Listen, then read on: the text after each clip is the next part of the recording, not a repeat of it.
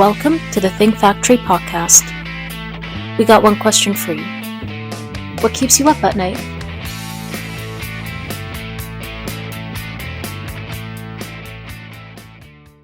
Welcome back to the Think Factory podcast, and I'm your host, Chris Santamassimo from OGC Solutions. And of course, the Think Factory podcast is powered by OGC Solutions. And I'm really excited to talk to Ross Hunter today. Ross is the president of Rock US. So welcome to the podcast. Thanks, Chris. Appreciate it, man. Thanks for having us. Well, what I think is really cool about what you guys do is you're servicing the apparel industry. And, just in my estimation, apparel and the ability to manufacture custom apparel is probably one of the biggest hotspots in the printing industry. And it certainly, crosses over into clothing and apparel. And you guys Absolutely. Are the ones that basically power that process.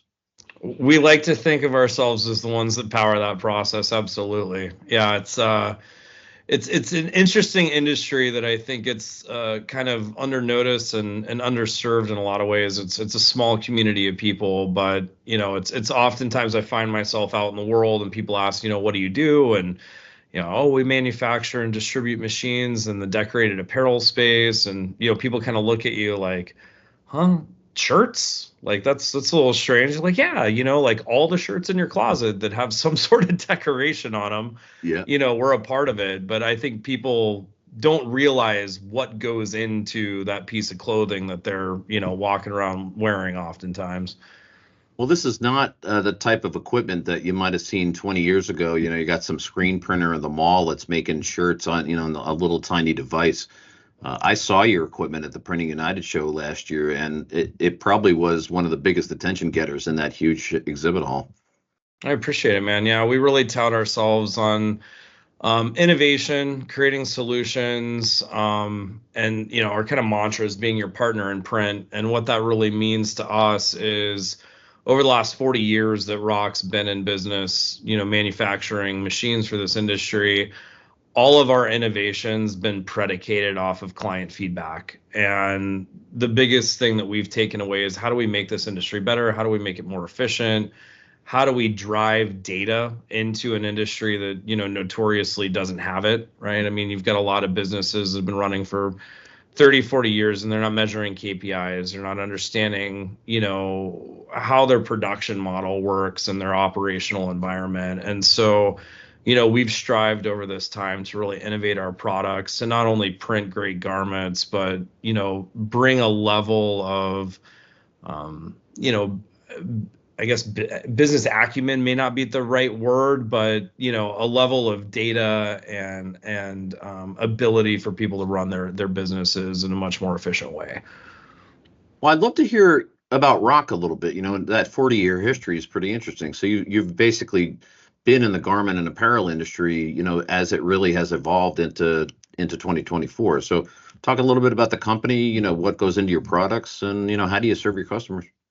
Absolutely. So Rock was founded and is still in Portugal, a little town called Guimarães, which is about 40 kilometers outside of Porto.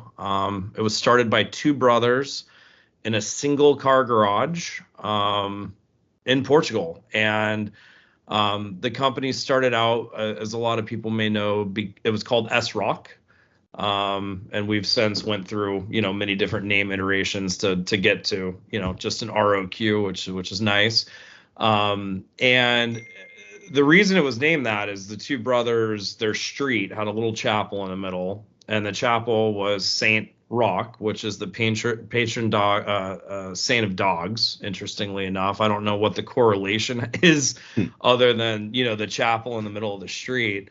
And over the last 40 years, that's grown into, close to 1 million square feet built into a beautiful hillside of Guimarães. We're completely vertical, raw steel all the way through the production process to get the machines in hand. We do as much in-house as we possibly can, which has really made us resistant through COVID and some of the other supply chain issue times that we've seen as a global economy, at least.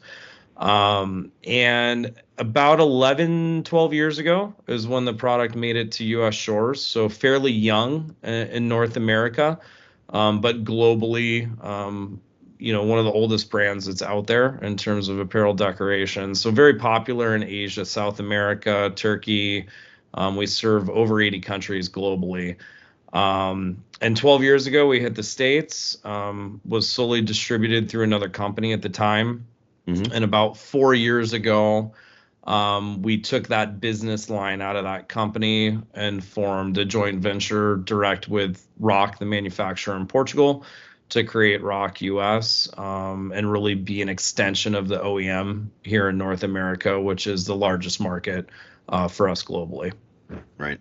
And so over those 12 years, I mean, if the exhibition that you had back in October is any indication, you've really grown from a small company to something pretty impressive. Yeah, it's been a fun ride, man. I mean, even just in the last four, our growth has been absolutely substantial. And not just the growth in the company, but a growth in our products, our growth, in industry knowledge and what people need.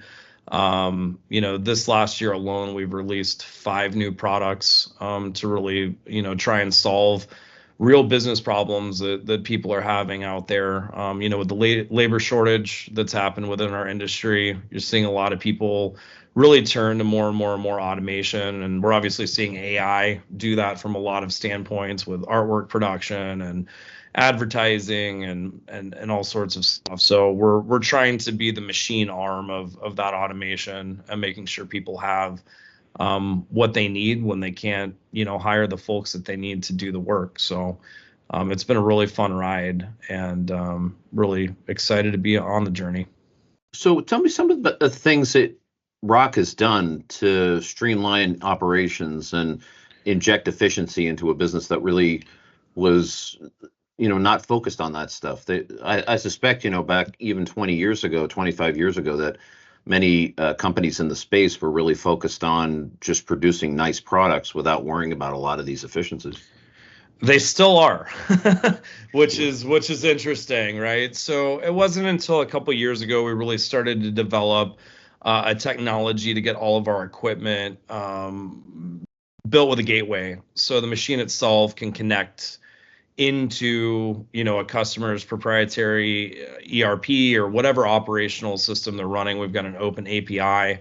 It allows our machines, it's called Rock Link, allows the machines to directly connect into their workflow. And so when they're producing, let's say a press stops for a reason, it'll actually prompt the operator, choose a reason, okay, screen popped, or I ran out of ink, or, the slew of reasons that a press would stop. And they're actually able to now start to measure these things. A lot of times the root cause for production delays is not on the press. It's the ink room got a Pantone color wrong, or, something happened. So what we wanted to do is really address all those reasons for delays in production and allow our consumer to automate their ability to better understand their business, better control their costs, better train and coach their producers, right? So a lot of times before, I owned a business in this space before coming on this side of it. And, you'd walk out and you'd wonder, why isn't this job done yet? And you'd get whatever reason, your employee gave you. And, days would change, times would change, it'd slow down, it'd speed up, and there was no real rhyme or reason. So creating the ability to give a business owner transparency into what's actually happening on their production floor, I think is absolutely key. What do you see your customers do with that data other than, maybe reassign people, or are they able to actually improve their processes in some way? 100%. Yeah, absolutely. A big piece of it is people, obviously, but like I said, these root causes sometimes are something else, right? It's some other problem within the process, whether it's something in their dark room that's just not going right all the time. Let's say, you've got your people on press taping up pinholes all the time. Well, the problem isn't on press. It's not with producing that final garment. The problem's with a whole nother group of people that work in your dark room, right? Not coding correctly or not degreasing properly, screen maintenance kind of stuff. So I think that, there's a lot of reasons and a lot of information that this can pull out that people can go in, deep dive into their business and make sure they're running efficiently. But beyond that, it's understanding their costs.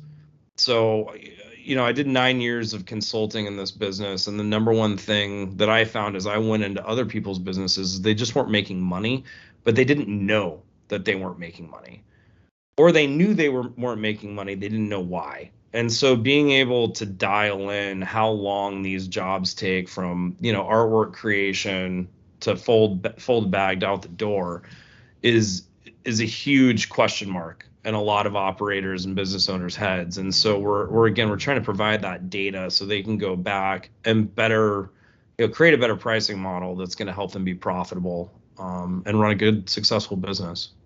And maybe be more competitive in the meantime, right? 100%. Yeah. I mean, the problem with our industry is it's a giant race to the bottom, which is unfortunate. A lot of folks that get into it, they'll Google search price lists or price sheets, and they'll just adopt some other company's methodologies without understanding, what costs go into their own business, because everyone's are different, right? Where are they? How many people they have? All their OpEx. I mean, it's ever changing. And, when you get people that are new to business, especially in our industry, you're getting people that come from art backgrounds, or they're coming from retirement, or this is a side business for them, right? They're not inherently business people. And so giving people, when you get into it and you don't have any tools, you're never going to become a good business person. And so we're trying to provide the tools, we're trying to provide the education so people can go out and actually have a stab at this thing and not be racing each other to the bottom. There's no point in it, right? We're hurting our own market. And so those are the kind of tools that we're wanting to create so we don't have to live in that environment. Right. Well, look, if you can inject some of that data-based analysis into the process, then the equipment really starts to pay for itself a bit, in a sense, because you're going to charge a different price. You're going to operate your business in a far different way than you would have without the data. 100%. And it kind of puts our money where our mouth is. We show a lot of ROIs on our machines, right? Fastest setup times, et cetera, et cetera. We want to be able to prove to businesses that, this is real. Our technology is different. It is faster. And if you can't track that, you'll never know, right? And back in the day, people just do time studies, and they'd stand there, with a stopwatch, sheet of paper and a stopwatch. And how great to be able to do that, from an automated perspective, and not only, prove out what we're telling you, but continue to improve your business, incrementally as you learn new things about it. So what are some of the automation functions that you were able to provide customers? We got a bunch. We've got automated folding and packaging and labeling, which has been awesome. This is a way for a lot of the direct-to-consumer printers. So these are those one-off, short-run, DTC orders to be able to run through our digital printing on a Rock now, where you can do 200 unique prints an hour plus digitally. Dry them, you go over to the folding line, you're able to scan a barcode, it folds the shirt, it packages it into poly mailer, and will apply a FedEx label direct to the package, right? So with one touch. So you're taking something that notoriously had 5, 6, 7, 10 people, depending on the size of the business, in some cases 60, standing there folding, feeding in packaging, grabbing a label off a Zebra printer, right? And then getting it out the door into one person being able to scan a barcode and set a garment down, and make that whole process completely automated. That's just one example. I'd say that we've built in, technology in all of our equipment to make the process simpler and to do it with less bodies. Well, I'd love that concept, because that really empowers small business owners to do more with the few people that they've got. People talk about this democratization of print because of the type of equipment that you offer. It's not just the huge garment companies that can actually make some pretty cool stuff. It's the small business owner that can do just as well with a lot fewer people. Yeah, absolutely. And print's changed a lot since COVID. right? We saw the first big boom, right, in the late 80s, early 90s. It really took off, apparel printing. And we saw a big shift during COVID where, people were sitting at home, they're online ordering, and we see the entire direct to consumer market just explode. And our technology had to try to explode with it, as well as our competitors. I mean, you saw this giant kind of race into, this one-off printing game where people could do small runs. I mean, as low as one unique piece and get it out the door. And it opens up the game in a lot of ways, and now you've seen direct to film printing, which has completely opened it up, with our big, enterprise level digital machines. Yeah, it can do a lot of cool stuff, but it's not cheap, right? With direct to film, we've now seen this industry of DTC printing kind of open up to anyone in their garage. I mean, you could do it in a 12 by 12 bedroom now, right? If you wanted to. So that's definitely disrupted the space in a new, unique way, with new technology, which is really exciting. And again, we're not making direct to film printers, but we've created a press that'll transfer up to 500-600 pieces an hour, which has not been seen in this industry. And so we're trying to complement stuff that's already out there on the market with our technology to, again, just improve productivity and reduce headcount spend. And with the open API, you're agnostic to whatever ERP system the customer wants to use. Absolutely. Any particular packages that you recommend that work well with Rock products? Most of the software platforms that are out there that folks are using in our industry are so proprietary. I mean, the folks that have them typically have had them built themselves. We're working with Inktavo, which is a fairly common, household name out there, to get, that communication going. They're pretty much the only one I'd say that's out there, that's universal, kind of widely used, right? But we've found the companies that have adopted our technology so far to get that data, it's all been just customized to whatever, platform they're using. I'm waiting for the day that someone solves the software problem as a whole, right? I know there's a bunch of people working on it. I personally know people that are working on it, and I'm cheerleading it happening, but it's something that our industry just sorely needs. Well, it's a bit like the workflow that you see in other segments of print, where people can upload the image, send it off to the printer just runs it through their workflow onto the print floor. But that concept really hasn't made it into garments yet. Yeah, it has a little bit on the digital side.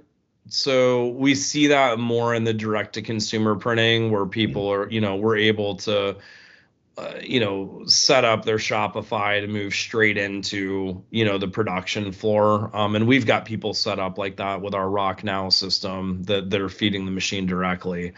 It's completely uncommon in the screen printing side. The screen printing side of the industry is really where software needs to come a long ways, right, to get to where you've got full warehouse management systems, to some kind of built-in ship station, a built-in ERP, a built-in HR function. And again, I know some folks that are working on some pretty exciting things right now, but it hasn't landed yet. Yeah, exactly. And what would you recommend to a new, entrepreneur and somebody new to the market that's thinking about venturing into the business? Like if you were going to start fresh, not buying an existing business, you just wanted to build it from the ground up. Talk a little bit about what that entrepreneur should be thinking about, including, products that you make. I'm very passionate about this subject. So irregardless we didn't even of prep what for we that, do, actually. yeah, if you're looking to get into this industry, take a class. We have distributing partners all over the country, a lot of which offer 2-3 day classes on printmaking.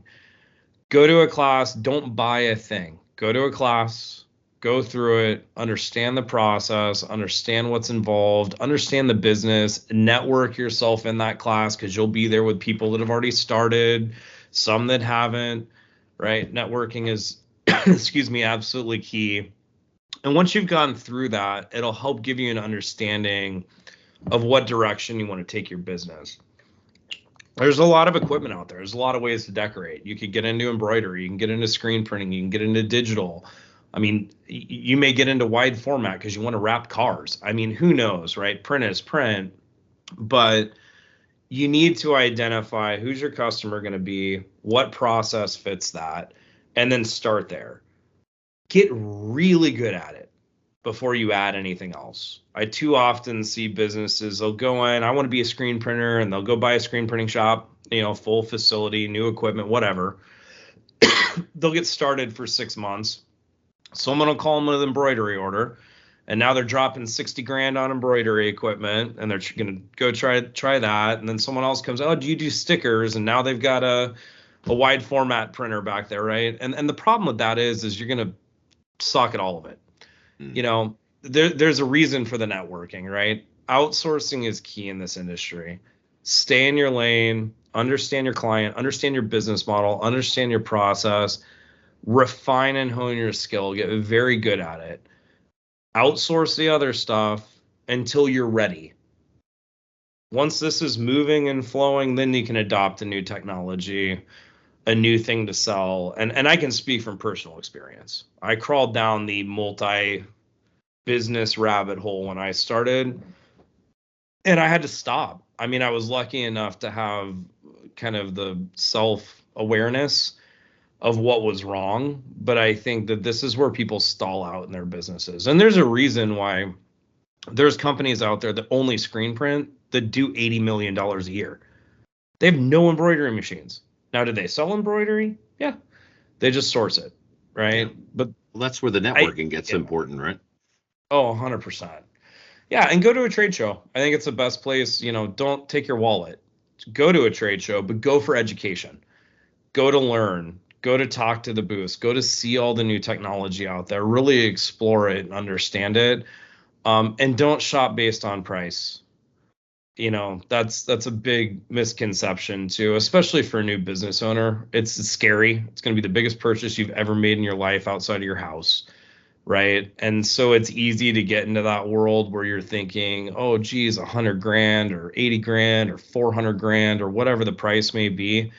Don't focus on that. Focus on the monthly number and focus on what it's going to do for your business and how you make that monthly return, right? So that's a big place of education that we have to go into, right? When we're presenting our products and stuff, we try to stay away from this big scary expense and look at it more from, a business model standpoint. It's going to cost you $1,500 a month. That equates to printing X amount of shirts. If you can sell twice that, you're positive on the equipment, right? And so when you're doing purchases, really do a lot of math, understand it. And if you had the ability, would you want to automate everything from the beginning with the right software and the right integrations? Or would you stay away from that and do it later? I think it's a step-by-step process. There's some people that I'd say start manually, don't get anything auto, understand the process. I mean, in screen printing specifically, 90% of the process is how to make a good screen.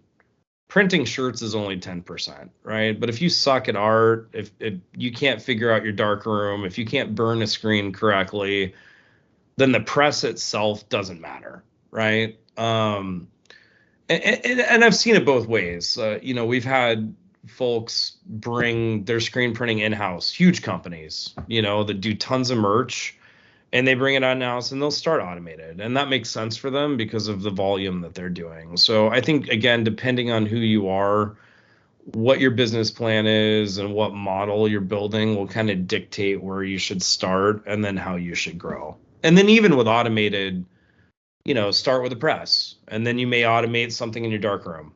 And then a year later, you may automate some post-press stuff like screen cleaning or folding and packaging or something like that. So I think it's an evolution. I think if you're starting a new company and you go out and you drop $500,000, you better have a hell of a good business plan. And a good volume coming in, right, on day one. 100%. 100%. Yeah. Yeah, that's where I think a lot of entrepreneurs make the mistake. They want to boil the ocean on the first day. And they want everything. They want it all shiny and new and working together. And then they go, well, where are my customers? I don't have any. or they don't have enough, to your point, to support the business. So that's a great recommendation for the new business owners. Like, take it in pieces and grow with the business or grow with your customer base. Or buy another business that's got a customer base, right? I mean, there's tons of people retiring out there. There's people that get in that can't handle it, but they've done a good job and they have good customers and they want out. Acquisitions are huge. And I think that that's a place where new business owners don't even understand how to start there.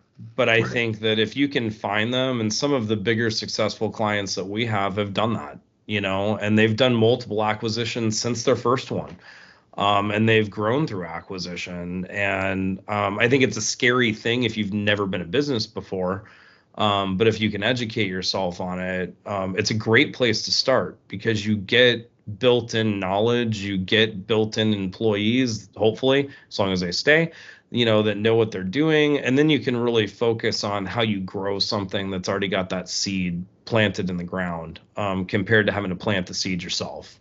Yeah, it's all about, having an existing brand that has attention from customers already. And as long as you can pay the right price for it and get some training from the owner too, I think there's probably a sort of a win-win there. Absolutely. Yep. So you were talking about trade shows and education. Tell us some of the places that folks can go visit Rock, and besides your distributors, obviously, or your partners. Talk about some of the shows where they can get that education and also get a demo of the products. Yeah, absolutely. So in the apparel side of the industry, I mean, the two biggest shows are going to be Impressions, specifically Long Beach, which just happened in January. It's the largest of the year. They have educational packages that you can buy, and they've got classrooms set up for all 3 days of the show. You pick and choose what classes you want to take depending on what you're interested in. So, if you're going screen printing route, take screen printing specific classes. If you're going embroidery, they have that. They have artwork classes, etc. Not only that, but just being able to, again, peruse each booth. I think if the booths are doing a good job, they're educating. Right. I think gone are the days of the big garage sale. I mean, don't get me wrong. We love to sell equipment at a trade show, but we're there to educate first and, sell second, I guess I could say, for lack of better terms. Right. The other big trade show is going to be Printing United, which is once a year. This coming year, it's in Vegas, and I believe September. Yeah, correct. Yeah, usually September. October, but this year September. Yeah. Yeah, and they, again, same kind of thing. Tons of classrooms, tons of education opportunities. We'll be in the apparel zone, which is a free activation for anyone to come. It's part of their education series on the show floor. We'll be in Future State Theater, which a ton of different companies like ourselves get up, and we'll bring panels up and we'll do education on. Last year we were talking about DTF hitting the market and kind of how that's impacting digital and screen, and we had Cornede up on stage with us, and we had DuPont, who's a major ink manufacturer. We had a couple different businesses in the space, Liquid Graphics, Young One, which is a multi-billion-dollar company in this industry. Just some big people up there, right? And it was kind of an open forum. And it's sort of like, hey, what do we think about DTF? What are things consumers should look for, when they're bringing a new technology in? And it was just it's a great place as a new business to sit down and hear from people that have done this for a long time, that are wildly successful, and understand what made them get to the point that they're at. So highly suggest checking that out, if you're at Printing United. Otherwise, there's regional shows. So Impressions does a show in Atlantic City. They do one in Fort Worth. And they all have education. So it just depends on, if you want to travel and you like to travel, I'd recommend go to Long Beach Impressions and going to Printing United. Those are kind of the two pinnacle shows, I think, for the year, where you're going to get the most bang for your buck. Plus, going to Vegas is always kind of a fun trip. And California, yeah, exactly, never hurt in the winter for a lot of people. So I'm sure. Yeah, we're out in New Jersey right now dealing with, when it's not the coldest place in the country, but it ain't Long Beach. That's for sure. I was just out there a couple weeks ago, actually. Yeah, it was beautiful. I got some nice sunny days while I was there. It was chilly, but it was beautiful. Yeah, New Jersey is a great place to visit. Unfortunately, the first thing that people see is Newark Airport and everything around it. So they, people think they're flying into the Soprano Zone, but it actually is a beautiful place for sure. Well, Ross, this is a great intro to who you guys are and what you do. I mean, I love your message, which was, you said it perfectly: educate first and sell second, and really provide value to your potential customers and your actual customers. I'd love to just have you just share your website and where people can check you out on the web. Yeah, absolutely. Pretty simple. Rock.us. So the name of the company, just with a dot in the middle of it. All of our handles are at Rock US. I highly recommend, if you want to get to know who we are as a culture and our education, get on Instagram, follow us there. We're posting videos all the time about what we're doing, different products, how to use them, how they help you. And be a part of our community. It's a fun place, and to your point, Chris, come see us in Long Beach. You really get a great understanding there of who we are and the culture that we've created within the industry. And yeah, we're happy to be here and give people any information that they need to be successful. That's terrific. I really appreciate you sharing today, because at the end of the day, that's what it's all about. So thank you very much. Yeah, well, thanks for having me. Oh, this is great. And thanks for giving a compliment to New Jersey. We don't get that often, so appreciate that. Well, Ross, thanks so much. Just in case you joined us late, this is Ross Hunter, the president of Rock US. Don't forget, it's spelled ROQ.US. And I'm Chris Santamassimo from the Think Factory podcast, powered by OGC Solutions. We'll see you next time.